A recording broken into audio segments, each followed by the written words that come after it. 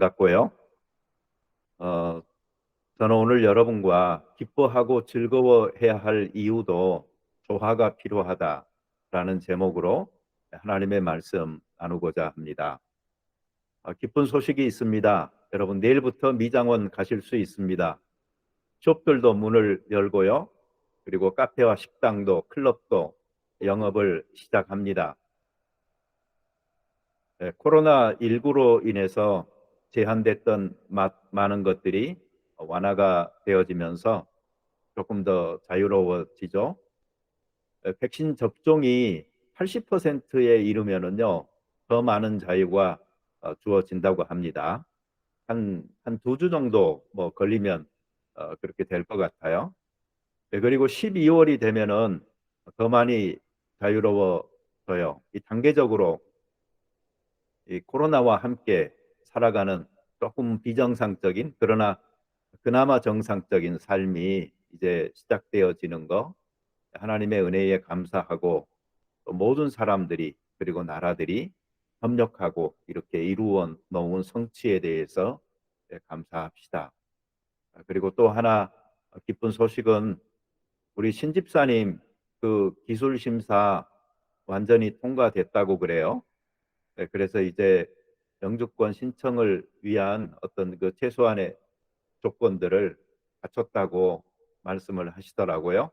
이것도 우리 하나님께 영광을 돌리면서 그동안 한 길로 이렇게 매진해온 그 집사님이나 가정에 그 위로와 격려를 같이 드립니다.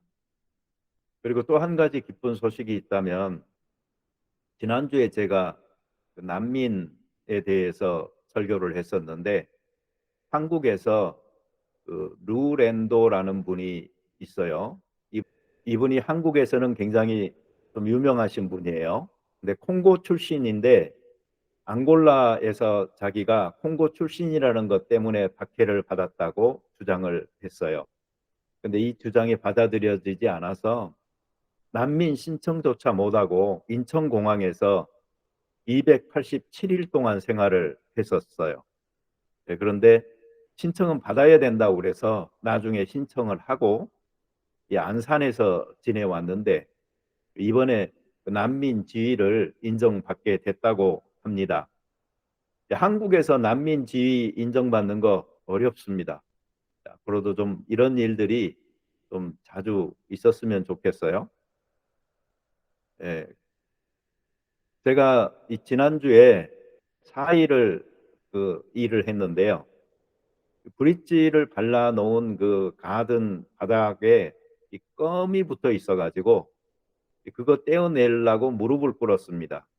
그런데 일어나 보니까 이 무릎 그 꿇은 그 주변에 탈색이 돼 가지고 까만색 옷이 하얗게 돼 있더라고요. 그래서 저희 집사람한테 잔소리 들었습니다. 빨리 벗어서 버리라고. 뭐 하냐고. 저는 안 벗었어요. 나름대로 이유가 있었거든요. 왜 그러냐면 점심 식사 후에는 바로 나가서 이제 차 또 고쳐야 되는데 더러운 옷이 제격이거든요.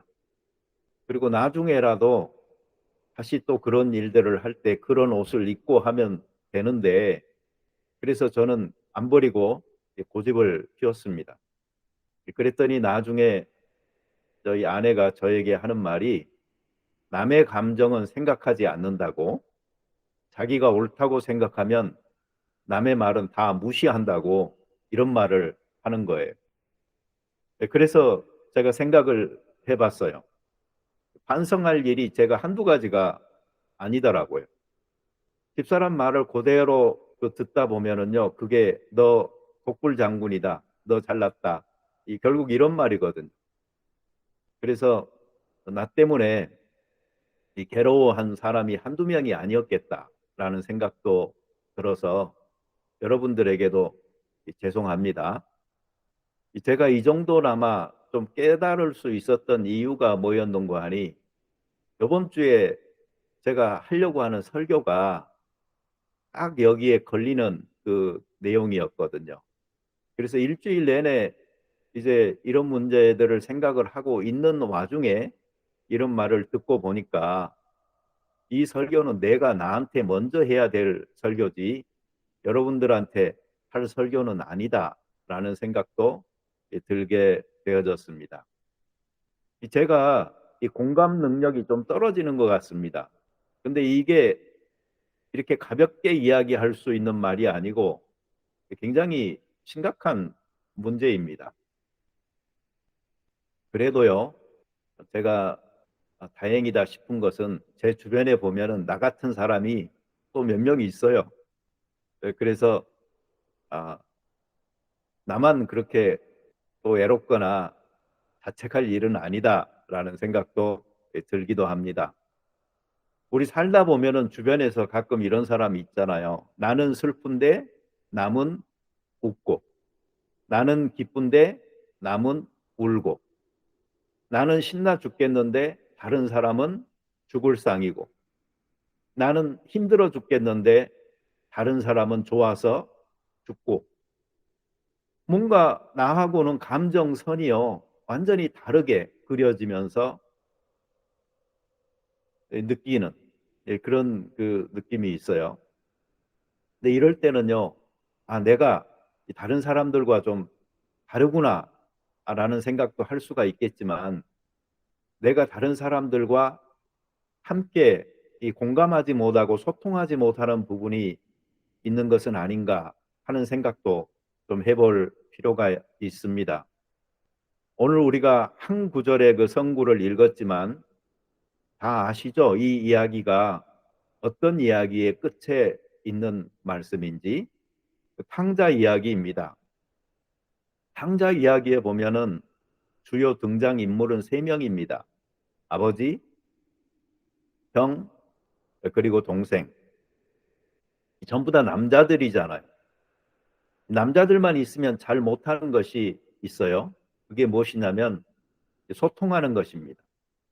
탕자 이야기에도 이 문제가 좀 명백하게 드러납니다. 이 세 사람의 감정이 전혀 달라요.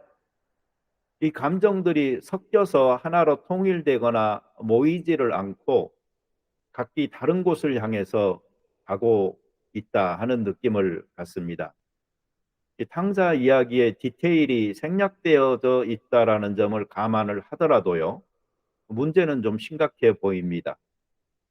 이 굵은 선으로 그려진 이야기의 빈칸을 뭘로 채우려고 하기보다는 그냥 그대로 단순화시켜서 좀 살펴보도록 하겠습니다. 이 이야기의 초반부에서는 누구도 자기가 왜 이러한 행동들을 하는지 제대로 설명하지 않습니다. 후반부에 가면은 달라집니다. 그렇지만 이 전반부는 아주 이게 심하게 드러나는데요. 이 동생 탕자는 아버지에게 그냥 자기 몫을 달라고 합니다.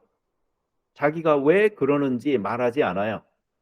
우리는 뭐 자유를 찾아서 또는 무슨 사업을 하려고 뭐 이런 말들 하는데, 그런 건 주일학교 아이들에게 이야기처럼 설명하려고 하다 보니까 덧붙여져 있는 이야기이지, 성경 본문 자체를 놓고 보면은요, 왜 그랬는지 그러한 이야기가 나오지를 않습니다.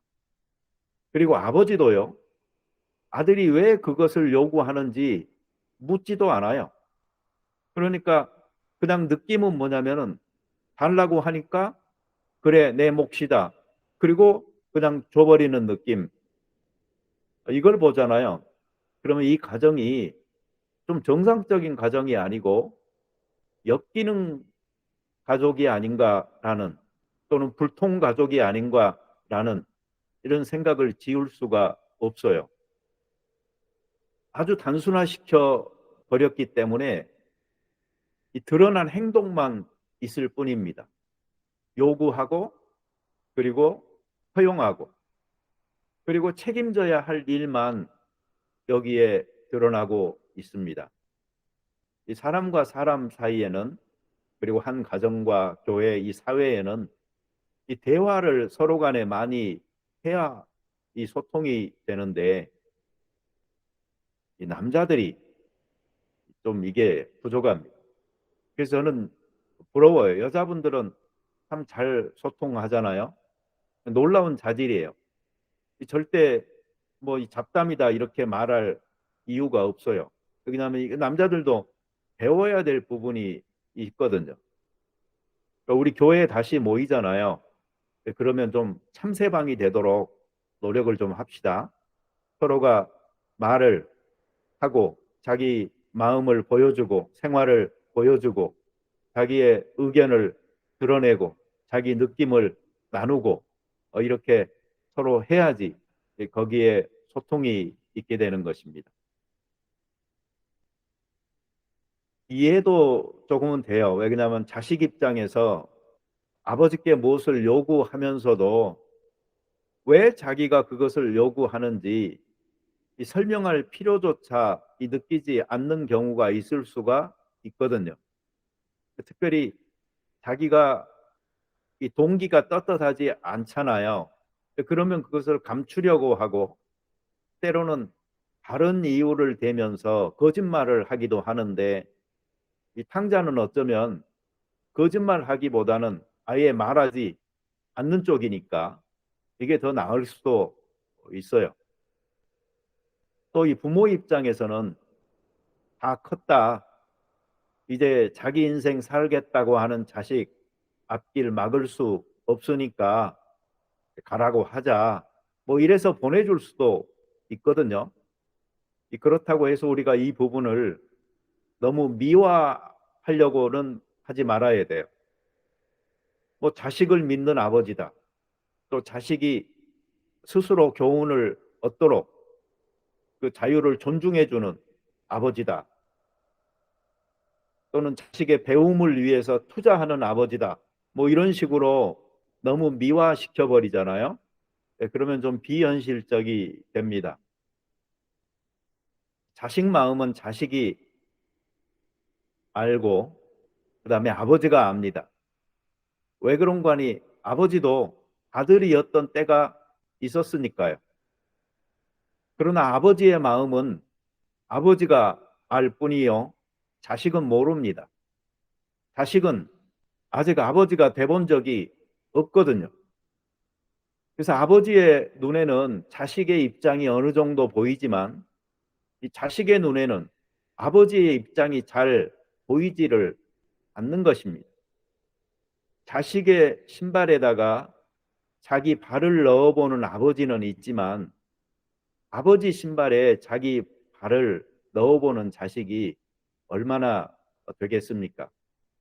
그러니 가정에서도 아버지가 더 마음을 넓히고 그리고 더 소통하려고 노력해야지 그 가정이 서로 대화가 오고 가는 가정이 될 수가 있습니다.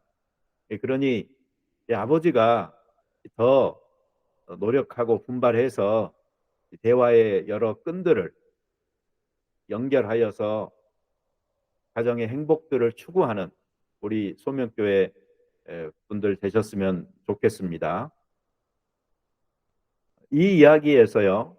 그래도 참 다행인 것은 동생 그 탕자가 집 밖에 나갔다가 나중에 깨닫고 돌아옵니다. 고통을 통해서 깨달았다는 것이 좀 슬프기도 하지만 그러나 그가 깨달았다는 것은 그 값을 치를 만한 가치가 있었다는 것이기도 합니다. 탕자가 집으로 돌아오는데 아직 거리가 멉니다. 집에 다 온 것도 아닌데 아버지가 그를 보고 측은히 여겨 달려가 목을 안고 입을 맞춥니다. 얼마나 이 감동적인 장면입니까? 근데 여기에 아들이 이런 말까지 합니다. 아버지, 내가 하늘과 아버지께 죄를 지었사오니 지금부터는 아버지의 아들이라 일컬음을 감당하지 못하겠나이다. 안 그래도 감동적인 장면인데 이런 말까지 하니까 이제는 눈물 없이는 못 보는 이 드라마가 되는 것입니다. 집 나간 이 탕자의 가정은요, 슬픈 가정입니다. 그러나 집을 나갔다가도 다시 돌아온 탕자의 가정은요, 행복한 가정입니다. 분위기가 다르잖아요. 지금 소통이 벌써 되고 있는 것입니다. 이 정치에서 보면은 무슨 이 정치공학적이다라는 말을 심심찮게 들을 수가 있는데, 그것은 힘에 기반한 그 역학관계이기 때문에 그렇게 될 수가 있습니다. 그런데 힘이 아니고 인간의 따뜻한 정과 사랑으로 관계가 맺어져야 되는 가정이나 교회나 또 부부간에도 때로는 이 정치공학적인 요소가 개입을 해요. 그래서 그렇게 생각하고 행동하는 가정이나 교회 또 부부관계 이 사회가 될 수가 있는 것이죠. 그럼 대단히 슬픈 일입니다. 어떻게 하면은요, 우리 이 돌아온 탕자의 그 가정에서 만들어지는 아버지와 아들의 관계처럼 잘 사는 방법이 있을까요? 이 사람과 사람이요, 정말 하나 되려고 하면은요, 몇 단계를 거쳐야 됩니다. 이건 그냥 제가 생각하는 것이고요. 지금 제가 뭐 실천하고 있다라는 말은 아닙니다. 이해와 공감과 돌봄과 나눔과 사랑과 헌신과 희생입니다. 이 단계들을 잘 밟아 올라가잖아요. 그러면은 사람과 사람의 정으로 만나고 관계를 맺는 모든 곳에서는 화합과 협력과 평화가 만들어질 수 있습니다. 그렇지만 이 각 단계를 올라가기 위해서는 각각의 단계에서 피해야 할 함정도 역시 존재하는데, 우리는 가끔 계단을 오르다가 이 함정에 빠져버려서 이 관계가 발전하지 못하는 경우가 생깁니다. 이해하려고 하면은요, 배제의 함정을 조심해야 됩니다. 이 편을 갈라서 누군가를 제외시켜 버리면요, 많은 사람을 이해할 수 없습니다. 담을 미리 세워놔 버리면은 어떻게 이해가 될 수가 있겠습니까? 두 번째 단계인 공감에는요, 거리의 함정이 있을 수가 있어요. 거리를 두지 말아야 돼요. 가까이 하여서 거리를 좁혀야 더 가까워지게 됩니다. 세 번째 단계인 돌봄에는 계산하는 함정이 있습니다. 일단 계산하기 시작해 버리면은 참다운 돌봄이라는 것은 불가능해지는 것입니다. 네 번째 단계인 나눔에는 이 제한의 함정이 있습니다. 자꾸 제한을 해버려요. 저 사람과는 여기까지면은 충분해. 여기까지만 허용되는 선이야. 라고 브레이크를 자꾸 걸어버리면은 이 진도가 나가지를 않는 것이죠. 다음에 사랑의 단계에는요, 조건의 함정이 있습니다. 어떤 조건을 내거는 순간 그 사랑은 정지됩니다. 오히려 그 사랑은 거꾸로 역행해서 퇴보하는 경우가 생길 수가 있습니다. 그리고 헌신의 단계에서는요, 결과의 함정을 조심해야 됩니다. 내가 이만큼 헌신하는데 어떤 결과가 있을까 하는 것을 자꾸 생각을 하고 그것을 중시하다 보면은요, 이 특정한 어떤 결과를 만들려고 노력하게 되고, 이 초기에는 조건 없이 이 헌신했던 것이 나중에는 목표를 이루거나 또는 점수를 따기 위해서 하는 것이 되면서 사람을 잃어버릴 수가 있는 것입니다. 그리고 마지막에는요, 희생의 단계인데, 여기에서는 머뭇거림의 함정을 조심해야 됩니다. 주저하다 보면은 기회가 지나가 버리죠.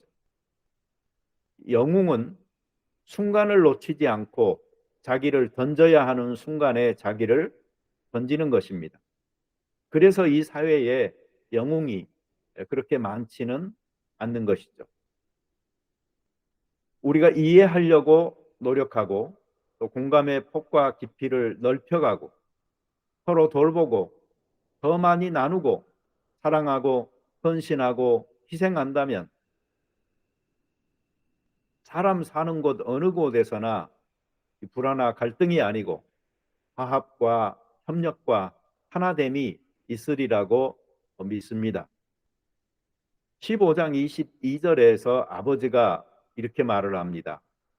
제일 좋은 옷을 내어다가 입히고 손에 가락지를 끼우고 발에 신을 신기라. 영어에서는 이 구절에서 이 quick이라는 말이 들어가 있어요. 우리말 성경에서는 이 어감이 나타나지를 않습니다. 헬라어에서도 이 quick이라는 단어는 타퀴라는 말인데 그것은 지체 없이 하라라는 아주 현장감 있는 표현입니다. 자, 빨리 살찐 송아지를 끌어다가 잡고 우리가 먹고 즐기자. 이 내 아들은 죽었다가 다시 살아났으며 내가 잃었다가 다시 얻었노라. 그러니 그들 모두가 즐거워하더라라고 성경에서 이야기하고 있고 32절에는 형에게 하는 그 아버지의 말 속에서 이 아버지의 현재 심정이 어떤지가 드러납니다. 이 내 동생은 죽었다가 살아났으며 내가 잃었다가 얻었기로 우리가 즐거워하고 기뻐하는 것이 마땅하다. 아버지의 마음이 얼마나 들뜨고 기뻐하고 있는지 이보다 더 흡족한 일이 없어요. 평생 꿈꾸던 어떤 소원이 이루어진 모습입니다. 가족이 같이 뭉친 것이죠. 아버지뿐만 아니라 그 종들까지도. 그래서 집안 모든 사람이 기뻐하고 즐거워합니다. 잔치를 엽니다. 살찐 송아지를 잡습니다. 풍악과 춤추는 소리가 집 밖으로까지 들립니다. 음식과 노래와 춤이 어우러지면서 이 기쁨이 확 살아나는 그런 모습이죠. 우리 그 록다운이 풀리면은 좀 이런 일이 있어야 되는데 제가 좀 이해가 안 되는 것 중에 하나가 뭐 이렇게 결혼식 같은 데서 이렇게 더 많은 사람 50명 막 100명까지도 모이고 그러거든요. 네, 그런데 거기에서 이제 춤을 추게 이렇게 하면서도 왜 교회에서 찬송은 못 부르게 하는지 그게 좀 저는 아주 답답합니다. 자, 근데 그때 큰 아들이 집에 돌아옵니다. 그 소리 나는 것을 이상하게 여겨서 한 종을 불러서 물어보죠. 이게 어떻게 된 일이니까. 종이 말하죠. 당신의 동생이 돌아왔습니다. 당신의 아버지가 건강한 그를 다시 맞아들이게 됨으로 인하여 살찐 송아지를 잡았나이다. 근데 이 말을 들은 아들은 화가 났어요. 그래서 집으로 들어가지 않습니다. 동생과 형의 나이 차이가 얼마나 났는지 모르겠어요. 아마 동생과 따로 놀았던 관계였던 것 같아요. 만약에 의가 잘 맞았으면 아버지에게는 안 좋았겠지만 아마 둘이서 손잡고 같이 집을 나갔을지도 모르잖아요. 아니면 머리 써가지고 둘이 다 한꺼번에 나가면 아버지가 너무 고생스럽고 화내실 테니까 한 명이 먼저 나가고 한 명이 나중에 나와서 우리 어디서 만나자고 그랬을지도 모르죠. 그런데 이 형제가는요 따로 놀고 있습니다. 아버지가 집 밖으로 나가서 고납니다. 그렇지만 큰 아들은 자기가 왜 화가 났는지 설명을 하는데 들어보세요. 내가 아버지를 섬겨 명을 어김이 없거늘 내게는 염소 새끼라도 주어 나와 내 벗으로 즐기게 하신 일이 없더니 아버지의 살림을 장녀들과 함께 삼켜버린 이 아들이 돌아오매 이를 위하여 살찐 송아지를 잡으셨나이다. 한마디로 섭섭하다는 말이죠. 살찐 송아지를 잡아서 줬다고. 나에게는 내 벗들과 즐기라고 염소 새끼 하나 줘서 즐기게 하지 않더니 이놈은 아버지 살림을 창녀들과 함께 다 삼켜버리고 돌아왔는데 어떻게 잔치를 열어주냐고. 자기는 지금 밭에서 일하다가 돌아왔는데 어쩌면은 동생이 없어지니까 자기 할 일만 더 늘어서 고생하고 이렇게 실컷 수고하는데 나에게는 어떻게 이럴 수 있겠느냐, 이런 말인 것이죠. 어찌 보면 형은요, 지금 차별에 대해서 분노하고 있는 것입니다. 동생이 돌아왔다라는 그 사건을 중요시 여겨서 그 사건을 축하하려고 하는 것이 아니고 자기가 받았던 대우가 지금 동생이 받는 대우에 비하여서 보면은 차별이었다, 형편없었다. 그래서 아버지에 대해서도 분노하고 있는 것이죠. 이 정도면은요, 그 형이 지금 말하고 있는 이유가 다 이유가 아니고 드러나지 않는 그 분노의 이유가 더 있을 수가 있어요. 그리고 그것이 더 심각할 수도 있는 것입니다. 이 자유를 향해서 내재된 그 열망은 누구나 갖고 있어요. 본인이 형이라서 억압하고 살았는데 감히 동생이 다 아버지 재산을 소비하고 누리고 그리고 이제 빈털터리로 돌아와. 그래서 안 기쁠 수가 있거든요. 내가 지금 기뻐하고 즐거워할 기분이 아닌데 아버지는 기뻐하고 즐거워하자고 하니까 더 화가 나는 것이죠. 그래서 형은 아버지에게 이런 말을 해요. 당신의 이 아들, 황자가 아버지의 아들만 되는 건 아니잖아요. 자기 동생이잖아요. 그래서 아버지는 이렇게 말합니다. 이 내 동생.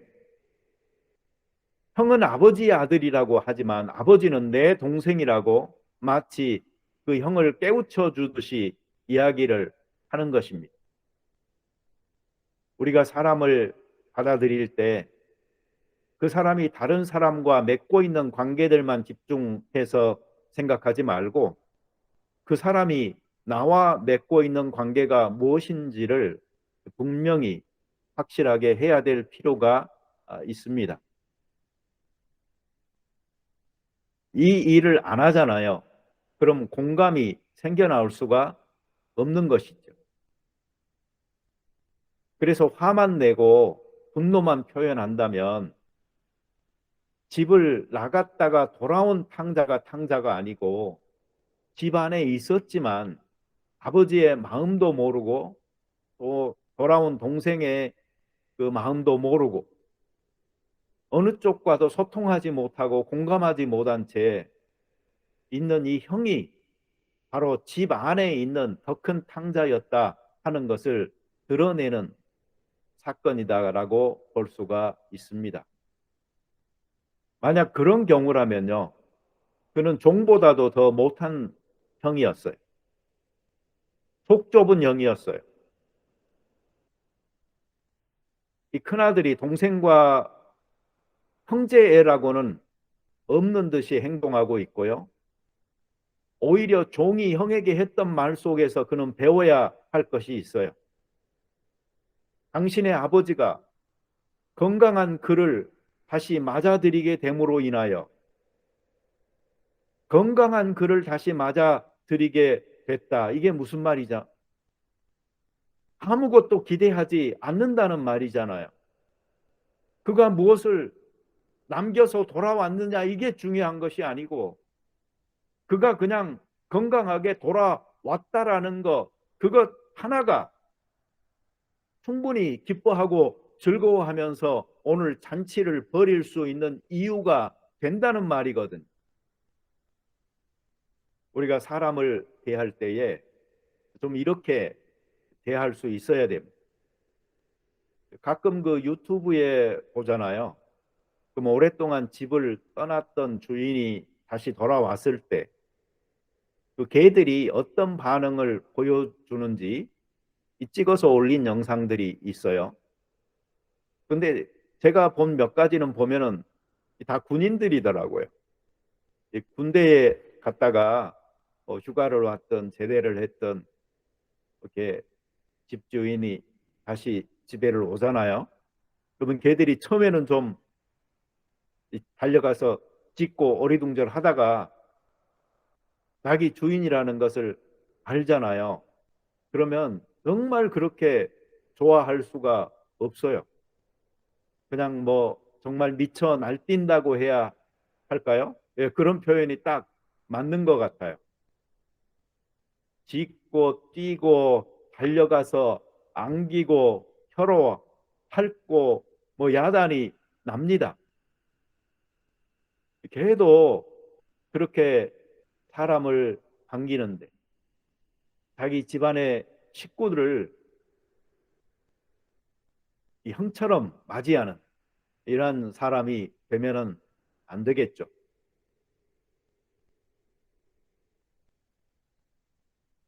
이 형의 말이 사실 지금 말이 안 되는 것이 아버지는 동생에게 무엇을 했을 뿐이에요. 근데 그 비교를 한 사람은 그 형이었어요. 형이 모르고 있는 사실이 하나 있어요. 이미 동생은 자기 몫을 받았고 아버지는 자기의 것을 다 이제 형의 것이라고 생각하고 있다라는 사실입니다. 아버지가 그래서 이렇게 말하잖아요. 애야, 너는 항상 나와 함께 있으니 내 것이 다 내 것이로되 이 동생은 죽었다가 살아났으며 내가 잃었다가 얻었기로 우리가 즐거워하고 기뻐하는 것이 마땅하니라. 이 말을 통해서 아버지는 지금 형에게 이렇게 말하고 있는 거예요. 아들아 고맙다라고. 나는 너를 인정한다라고. 너가 얼마나 성실하게 집안에서 나를 섬기며 지내왔는지. 그래서 나는 내가 가지고 있는 모든 것이 너 것이라라고 그렇게 생각하고 있다라고. 이렇게 말하고 있는 거예요. 이 말을 듣고 만약 큰 형이 그 마음을 풀고 집 안으로 들어가서 잔치를 즐겼다면 정말 좋은 이야기입니다. 그러나 고집 피우고 그렇게 하지 않았다면 이것은 정말 슬픈 이야기이기도 한 것입니다. 동생 탕자나 형 탕자가 둘 다 자기를 표현하는 데 어려움을 겪고 있습니다. 이는 아버지도 마찬가지입니다. 동생 탕자가 떠났을 때도 충분히 소통해야 했고 집을 나가 있는 동안에도 더 많이 소통했어야 했고 그리고 돌아왔을 때도 충분히 소통했어야 합니다. 아버지가 이 역할을 잘 했다면 오늘 돌아온 탕자를 맞이하는 태도에서 이 형과 아버지는 한마음으로 동생을 맞이할 수 있었을 것입니다. 그런데 아주 간단하게 정리를 해보면 한 명은 너무나 지금 비참한 상태인 것이고 그리고 한 명은 너무나 기뻐하고 있고 그리고 한 명은 너무나 분노하고 있습니다. 이거 좀 웃음이 나오지 않습니까? 동생은 완전히 다운되어 있고 형은 분노로 완전히 업되어 있고 그리고 아버지는 온전히 기쁨으로 또 업되어 있는 거예요.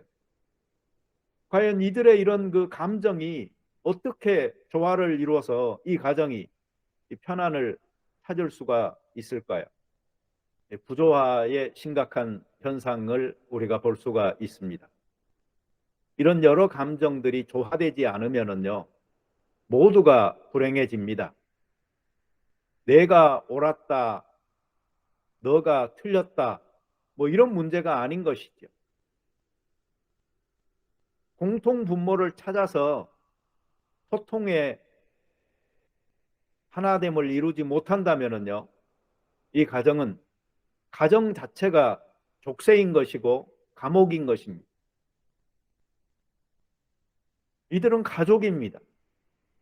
가족은 아버지, 그리고 형, 동생 모두가 소속되어진 것이고 이들을 하나로 묶는 관계어인 것입니다.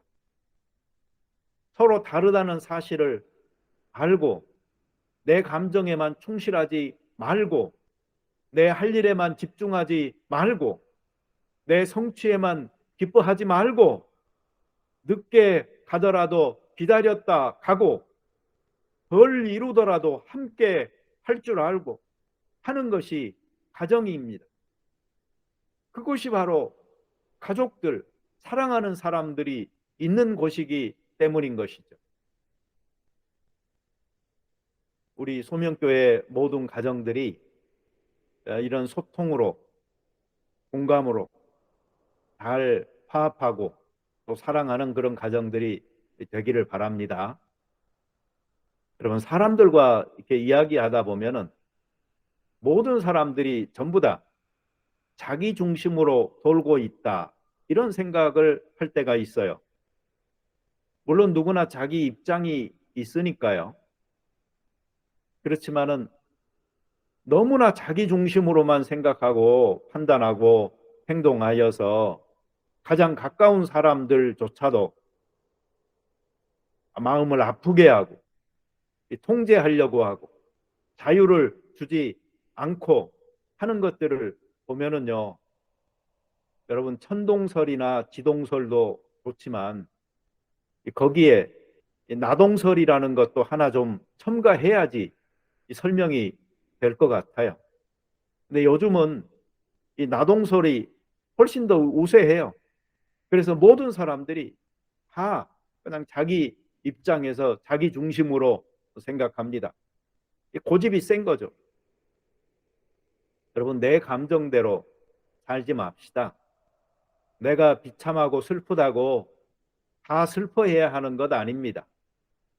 내가 기쁘다고 다른 사람들이 다 기뻐해야 되는 거 아닙니다. 내가 화냈다고 다른 사람들도 역시 다 화나야 되고 아니면 아무 소리 못하고 죽어 지내야 되는 거 아닙니다. 다른 사람의 감정이나 입장도 많이 생각할 줄 알아야 되고요.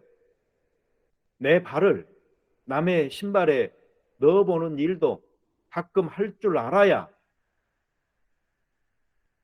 서로가 조화를 이루어갈 수가 있는 것입니다. 여러분, 어메이징 그레이스라는 찬송 있죠? 그 마지막 부분이 얼마나 오늘 우리가 읽은 성구와 일치하는지 모릅니다. 잃었다가 찾은 아들이다 하는 말, 이것을 이 능동태가 아니고요, 수동 형식으로 영어처럼 좀 한국말로 바꿔서 생각을 하면은 더 은혜가 되더라고요. 나는 잃어버림을 당했다가 이제는 다시 찾아짐을 당하였습니다. 여러분, 교회는 환영하는 공동체입니다.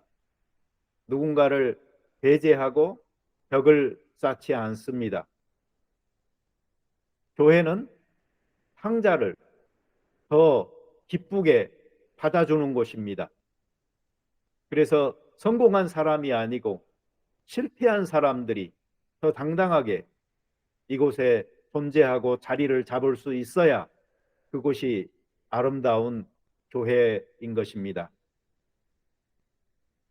저는 여러분들이, 그리고 제가, 그리고 우리 교회가 오늘 우리 이 말씀을 통해서 살펴본 대로 서로의 입장이나 감정을 이해하고 더 배려하기 시작한다면 어떤 일이 생길지 너무나 아름다운 그림이 그려집니다. 제가 살아보니까요, 이겼다고 이긴 것이 아니고 졌다고 진 것이 아닌 경우가 많이 있더라고요. 마음 넓은 사람이, 더 잘 참고 더 품는 사람이 결국은 지는 것 같지만 이기더라고요. 더 많은 사람을 우리가 이해하려고 좀 벽을 무너뜨려 나가도록 합시다. 공감의 폭을 그리고 깊이를 넓혀가려고 사람들을 좀 더 가까이 하도록 합시다. 계산하지 말고 서로를 돌봅시다. 자꾸 제한하지 말고 나눕시다. 조건 없이 사랑합시다. 결과에 상관없이 헌신합시다. 그리고 주저함 없이 희생합시다. 그래서 가정과 교회, 사회 어디에서 어떤 사람을 만나도 불화와 갈등이 아니고 화합과 협력과 하나됨을 이루도록 합시다. 이것이 바로 크리스찬들이 이 사회에서 소금과 빛으로서 살아가는 것입니다. 이러한 일에 우리가 관심을 가지고 행동으로 실천하여 아름다운 평화를 만드는 사람들로서 앞장서는 귀한 역할을 감당할 수 있게 되기를 하나님 그리고 예수님, 성령님의 도움을 힘입어 성공적으로 우리가 잘 살아갈 수 있게 되기를 축원합니다. 우리 같이 기도드리겠습니다. 자비로운 주님 감사합니다. 상자에 다시 돌아오는 모습, 그리고 그때의 그 가정에서 만들어지는 분위기를 살펴보면서 소통의 부재가 얼마나 껄끄러운지를, 이미 상처받은 가정에 얼마나 더 많은 상처들을 주는지를 살펴봅니다.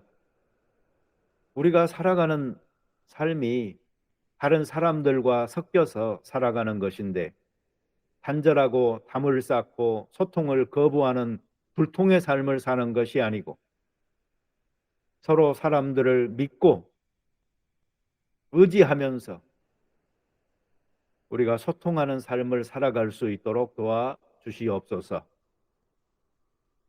나를 보여주고 나를 나누고 그리하여서 헌신하고 희생하는 데까지도 이룰 수 있는 귀한 우리 소명 식구들 다 될 수 있게 축복하여 주옵소서. 서로가 사랑하는 마음으로 가족이다 생각하고 거리감 없이 대화하고 소통하는 귀한 교회 될 수 있도록 도와주시옵소서. 경쟁심이 아니고 그래서 소외감이 아니고 서로가 가족이라는 귀한 사랑으로 하나 될 수 있게 도와주시옵소서. 더 많이 이해하려고 노력하고 더 많이 나누려고 노력하고 더 많이 돌보려고 노력하고 섬기고 사랑하고 헌신하고 희생하는 귀한 저희 교회 되게 도와주시옵소서. 이제는 우리 주 예수 그리스도의 은혜와 성부 하나님의 극진하신 사랑과 성령님의 위로와 감동감화 충만하심이 오늘도